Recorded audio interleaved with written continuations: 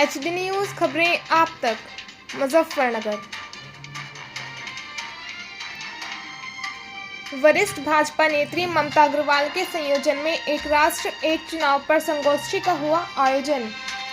कार्यक्रम के मुख्य अतिथि के रूप में राज्य मंत्री स्वतंत्र प्रभार कपिल देव अग्रवाल संगोष्ठी में मौजूद रहे। मंत्री कपिल देव अग्रवाल ने कहा कि एक राष्ट्र एक चुनाव केवल एक विचार नहीं है, ये नए भारत की मजबूत नींव है। एक राष्ट्र एक चुनाव समय की पुकार है, विकास की रफ्तार है। वरिष्ठ भाजपा नेत्री ममता अग्रवाल के संयोजन में आयोजित एक राष्ट्र एक चुनाव विषय पर आयोजित संगोष्ठी में इस महत्वपूर्ण पहल पर विचार विमर्श करते हुए अन्य वक्ताओं ने भी एक राष्ट्र एक चुनाव की दिशा में देश को एकजुट और सशक्त बनाने के विचार साझा करते हुए कहा कि आइए हम सब मिलकर एक ऐतिहासिक बदलाव का समर्थन करें और भारत को एक नई गति दें। राष्ट्र एक चुनाव पर आयोजित संगोष्ठी में भाजपा जिला अध्यक्ष डॉक्टर सुधीर सैनी, संगोष्ठी संयोजिका ममता अग्रवाल, पूर्व विधायक अशोक कंसल, संगोष्ठी अध्यक्ष प्रमोद मित्तल, जिला कार्यक्रम समन्वयक अभिषेक चौधरी गुर्जर, सुरेंद्र अग्रवाल, शरद शर्मा और कार्यक्रम जिला सह समन्वयक अंचित मित्तल आदि उपस्थित रहे। देखिए कैमरामैन आशीष के साथ संवाददाता संजय धीमान की एक खास रिपोर्ट। हम करते रहते हैं और हमारे आशीष जी और सभी साथी विशेष रूप से सबके सामने आते हैं। पर ममता जी को कार्यक्रम दिया गया कि विशेष रूप से जो हमारे सामाजिक संगठन में एनजीओ हैं उनके सामने विषय के इसकी चर्चा की, शरद जी ने चर्चा की। बहुत विस्तार का विषय नहीं, विषय केवल यही है कि देश में एक चुनाव होगा तो समय से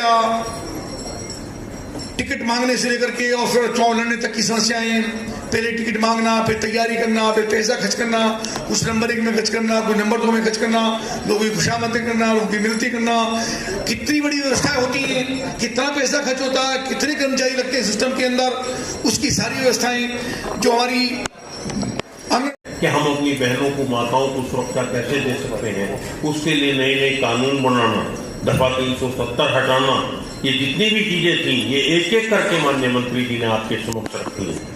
मित्रों, एक बहुत बड़ी बात है क्योंकि ये सारा इतिहास सन 2014 से लेकर और 2025 तक आपके समक्ष रखा है।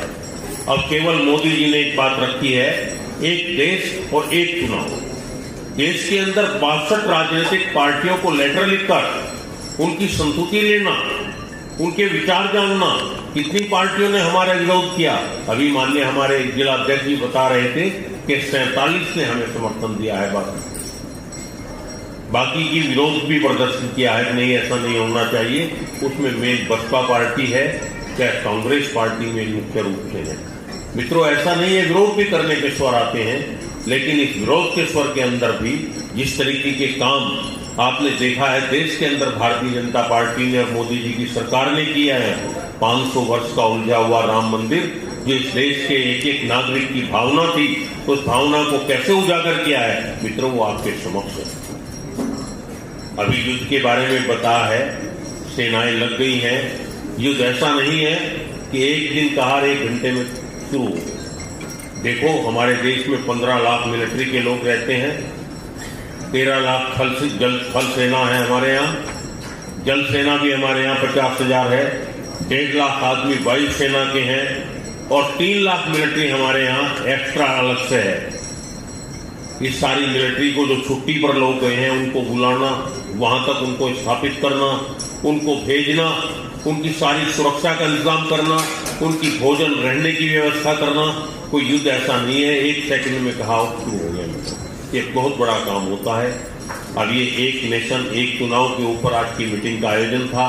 माननीय मंत्री जी ने सारी बात समझा दी है और मैं धन्यवाद देना चाहता हूँ भाई अजय अग्रवाल जी का, जो सबसे पहले बोलने के लिए आए थे और एक एक बिंदु पर कैसा प्रकाश डाला उन्होंने, ये देखने का भी है। देखो, ये कोई अतिशोक्ति नहीं है, हमें उन चीजों पर ध्यान देना है कि हमारी बचत कहाँ है।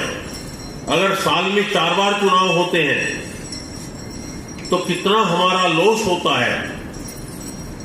ये आर्थिक लॉस तो होता ही है, लेकिन मानसिक लॉस करना चाहती हूँ क्योंकि आज का जो ये विषय था ये था सामाजिक संगठन का। आप जो भी यहाँ पर आए हैं वो किसी न किसी रूप में समाज के लिए कुछ न कुछ कार्य कर रहे हैं। बाकी सब लोग अपना दैनिक दायित्व पूरा करते ही हैं, पर आप लोग सब अपने दैनिक दायित्व से उठकर समाज के लिए कुछ न कुछ करने की चेष्टा रखते हैं और प्रयास करते हैं। इसलिए आप लोग सब बहुत ही स्पेशल है, खास है। आप लोग यहाँ आए, आपने अपना समय दिया, आपका बहुत बहुत धन्यवाद और आभार।